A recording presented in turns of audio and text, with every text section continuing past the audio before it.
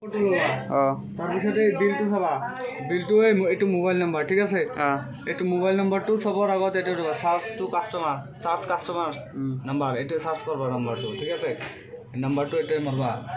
863844861 নম্বৰটো হ'ল এণ্টাৰ মাৰি দিলা চাৰ্চ হ'ব আহি গৈছে না এইটো চিলেক্ট কৰা এইটো চিলেক্ট চাইছা না চিলেক্ট কৰি দিলোঁ ঠিক আছে তাৰপিছত তুমি চেল ৰিটাৰ্ণ লোকেল মানে এইটো তোমাৰ বিল নম্বৰ মানে এইটো বিল নম্বৰ ঠিক আছে তো এইটো যেনেকৈ লিখা আছে তোমাৰ সেনেকৈ মানে ইয়াতে টাইপ কৰিব লাগে এইটো ক্লিক কৰলা ৰ'বা ক'ত সেল ৰিটাৰ্ণ লোকেল এইটো মানে তোমাৰ বিল নাম্বাৰৰ লগত মিলে কেনে ক্লিক কৰিলোঁ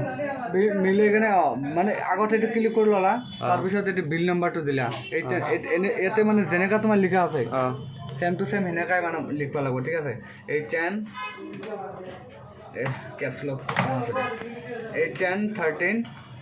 HN130724 ঠিক আছে 24 তাৰপিছত 037724 এণ্টাৰ মাৰি দিলা তাৰপিছত তোমাৰ OTP কাষ্টমাৰক OTP সেন্ড কৰিব লাগে ঠিক আছে এইটো লেখা আছে সেন্ড OTP সেন্ড মাৰি দিলা এখন কাষ্টমাৰক সুধিব লাগিব তুমি OTPটো দিয়াও দাদা এইটো টাইপ কৰি ওকে মাৰি হেল্ল' 128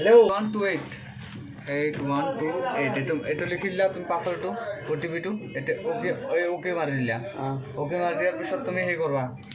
এইটো তুমি কাপোৰটো তুমি ল'বা কাপোৰটো লৈ কেনে কাপোৰৰ যিটো প্ৰাইচ টেগটো আছে প্ৰাইচ টেগটো ক'ত এটা প্ৰাইচ টেগ নাই ঠিক আছে কাপোৰটো তুমি সেই কৰিব লাগিব ঠিক আছে এইটো তুমি আৰ্টিকল নম্বৰটো ঠিক আছে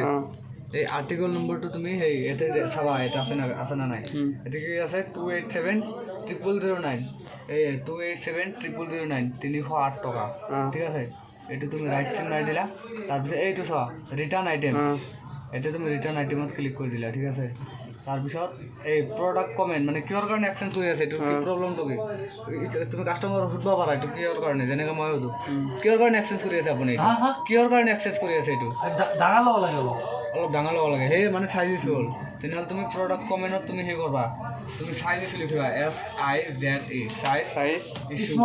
স্মল লিখা সৰুটো লিখিব ডাঙৰ নাই ঠিক আছে বুজি পাইছোঁ চাইজ ইছ্যু মাৰি এণ্টাৰ মাৰি দিলা তাৰপিছত তুমি এই কৰবা এই টু ইছ্যু চিয়ান মানে এখন তুমি এইটোত ক্লিক কৰি দি কেনে এই চিয়ানটো এখন ওলাই যাব এইটো ক্লিক কৰবা মানে চিয়ানটো ওলাই গ'ল হৈ গ'ল তোমাৰ এক্সচেঞ্জ ওকে এখন বুজি পাবা